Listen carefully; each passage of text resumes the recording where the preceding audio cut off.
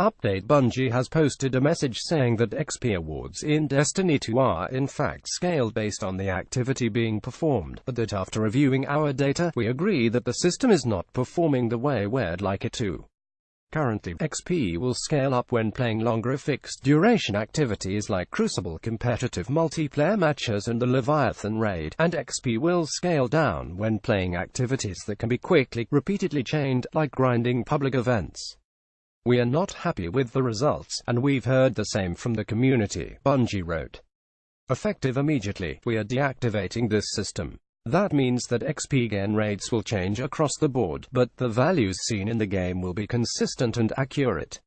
Over the course of the next week, we will be watching and reviewing XP game data to ensure that these changes meet our expectations, as well as yours. Any additional updates to this system will be communicated to you via our official channels. I'm honestly surprised at this outcome. My initial feeling was that it was almost certainly a bug, because intentionally diminishing XP rewards, particularly when real money transactions are at stake, didn't seem like something any reasonable company would do. Yet here we have virtually a straight-up admission that they were holding back XP gains, and thus the bright engrams that otherwise have to be purchased for cash, and kept it all quiet until somebody noticed, making changes on short notice over a holiday weekend. That is really not a good look. Original story: a dedicated Destiny 2 player and redditor by the name of Energizix has raised some interesting questions about the way the game grants XP, and more importantly, how it may be curtailing XP gains, particularly for players who power grind.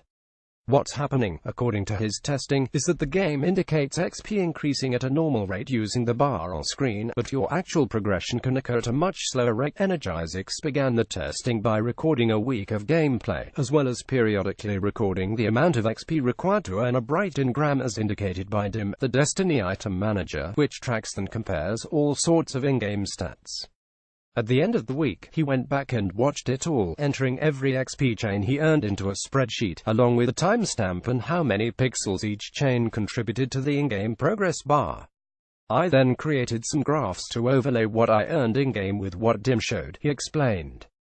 Since the XP bar in-game is 360 pixels long, I calculated that 80,000 XP 360 pixels 222.8 rounded to 225 XP per pixel could be used to estimate how much XP was being recorded in the back-end, at a higher frequency than I could get data from DIM. His graphs illustrate remarkably different results for three basic style of play.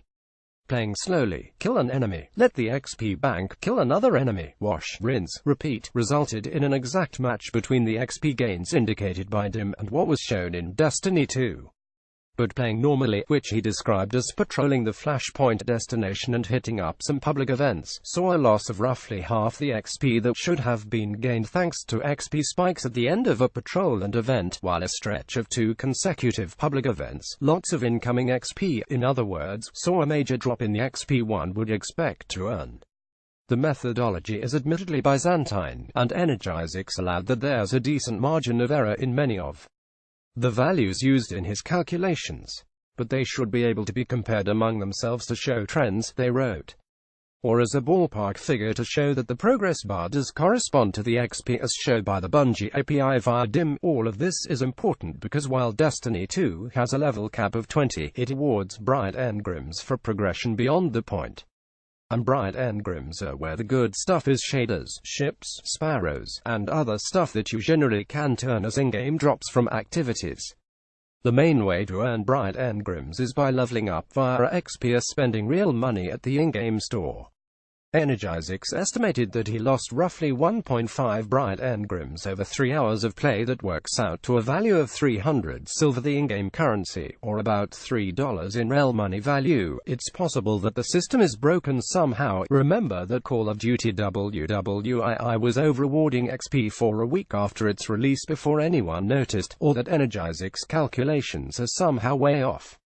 Whatever's going on, this is a situation Bungie needs to clarify, or face suspicion about why the rate at which players can grind for bright engram seems to be being artificially slowed, given the recent brouhaha over loot boxes in Star Wars Battlefront 2 and other games. Anything related to the transparency surrounding how many hoops a player needs to jump through to earn these items in-game is bound to be potentially sensitive. There is a hidden scaling factor that ramps up as you earn XP more quickly. The scaling factor will increase at least to the point where you're only really earning 4% of what you should, Energizix concluded. Public events will only ever earn you 50% of what they say, as the end of event XP alone is enough to trigger a 50% scaling factor. To get one thing clear, there is no cap to XP. You can keep earning XP as fast as you want, and you will always be making progress towards the next bright engram. You will just face dramatically diminishing returns the faster you go. I've reached out to Activision for more information about the reported XP scaling, and will update if and when I receive a reply. However, bear in mind that they're likely busy with the holidays right now.